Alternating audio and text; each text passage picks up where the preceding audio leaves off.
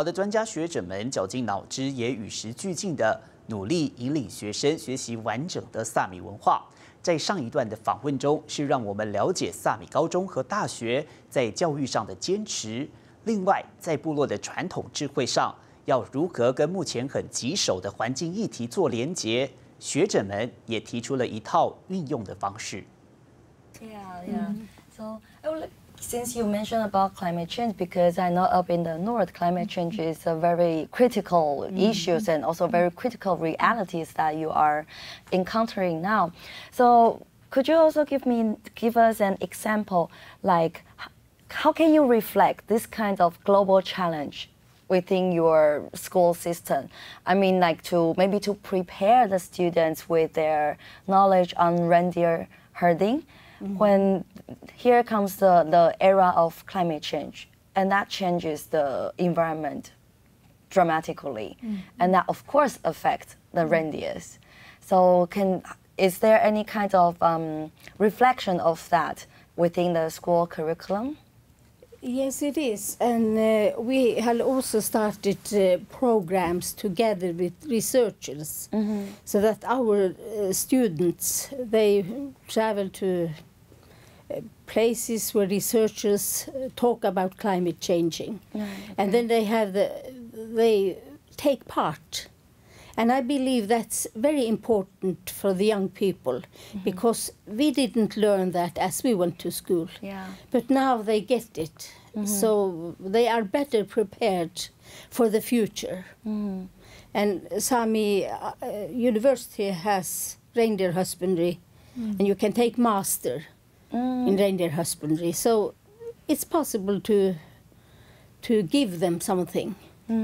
Right. So like with all the school system, you are also adjusting to what is going on in the world now, and also, of course, specifically the global challenge, the impacts on Sapmi. And we also put it in the local curricula. Okay. So with the local communities, you mean the local curriculum? Yeah. Okay. Right. Because well, maybe it might be my final questions for you, for both of you now, because you are working in the education, affairs relevant to education, and also with education, it's very important to push for our self-determination as Sami, as indigenous person. And so I would like to ask that for you, through your work, what would be the maybe you can give us an example. How can we push for self-determination and push for sovereignty through different school systems or education, from the educational perspective? As I said, our school is state-run. Yeah. And the Norwegian Parliament has ratified ILO convention. And this causes them to fund education on every level in the school system. And I believe that's very important for us. We know we have lack of teaching materials, but it's our work to make them. And when we work with the curriculum and teaching aids, then we try to, for example, social science.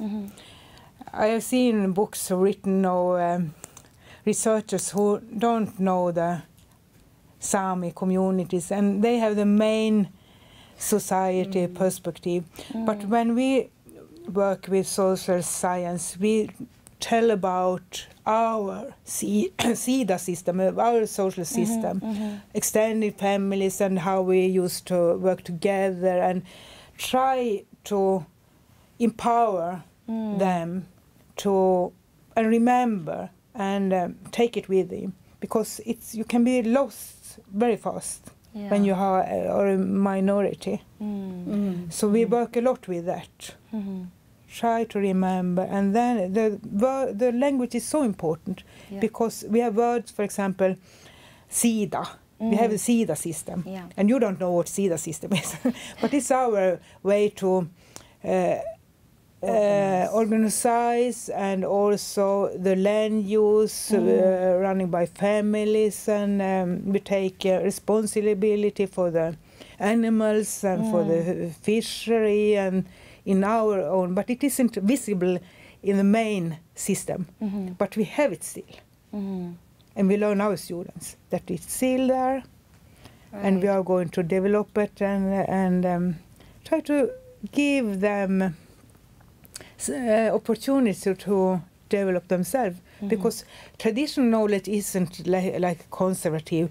You have to have the knowledge and pass on the knowledge and the skills our ancestors has developed for centuries, and also look at the global, have the global perspective, that the ecosystem, each ecosystem is unique, and our ecosystem it's only there, and we have words for every activity, a lot of words. For example, on a tree, you maybe see, if you come to our area, okay, it's a birch, and you classify it, birch has leaves, but we know how you use each part of it. For example, bark, you can scrape it and do baby powder of it. Really? you can tan skin, and you have also the branches, and then you can have it as bedding, underlay, when you sleep on the ground. And you know also about the wood, how you can use it. Is it hard enough to do a kettle of it? And you know also which firewood is best to use, when, which season. The seasons are very important. And it was only an example. So we have a lot of such examples. You go deeper and deeper and find out, okay, it's a lot of skills there. It isn't only the forest or the trees. In the Western system, you have to have a lot of names. You are going to, yes, I know, birch, juniper. We don't talk in that way. We try to go deeper. Right. Okay. Because I was in Sápmi for a couple of times, and also I met a lot of Sápmi people. And every time I try to learn about the SIDA system that you say, but the thing is, it's very comprehensive. And every time when I ask people, I got different knowledge from different people. But I think that's the way it is, because as you said, traditional knowledge is not just for preserve, it's actually for us to live in this knowledge, to apply this knowledge in our daily lives. And that's why the SIDA system is difficult for an outsider like me to understand, but for you it's nature, because that's how you live your daily lives, right? That's a part of our life. I would really like to visit Sápmi again to learn more about SIDA. And also, I was so fascinated when I was there, because people, the reindeer herders, they told me that it's very easy for them to tell this reindeer belongs to whom, because they can tell. I was like, okay, I don't understand how you can differentiate the reindeers. But still, so there's a system like that, and that's something the students or the younger generation will learn, not only from schools, but also from their daily lives, right? Yes, we're so happy we have a living off the land for centuries, and we are still in a remote, as they call, remote area. And then we still have a lot of traditional knowledge, traditional environment knowledge, ecological knowledge.